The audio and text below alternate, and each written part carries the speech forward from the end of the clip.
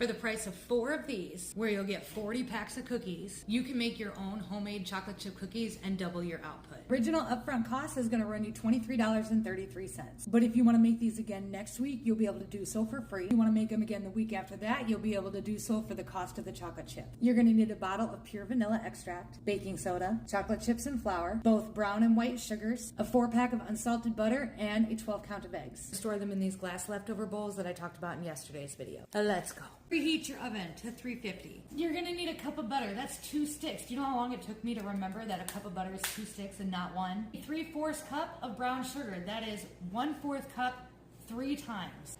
1, 2, 3. Clean up your mess while you go. It makes it easier. You need 1/2 cup of white sugar. You're gonna mix together your butters and your sugars, but make sure your butters are room temperature. Mine are not. They're gonna have to go in the microwave. In the bowl. I just got a calendar notification to make surf and turf tomorrow. Why am I making surf and turf tomorrow? I'm not. Oh my god. Now you're gonna add 1 egg, but that egg needs to be at room temperature, okay? Mine was not, so it's in some hot water for about a minute. Add your egg. Add in about a teaspoon of vanilla extract. 1 teaspoon of baking soda. Then you're gonna add in about a pinch-ish of salt. We're gonna scrape down the bowl a little bit and make sure we get everything off the bottom. We're gonna add 2 cups of flour, 1 cup at a time. 2nd cup.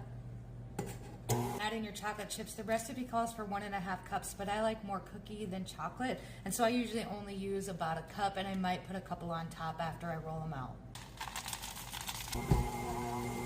You take your cookie scoop, you scoop your dough, you put it on your pan.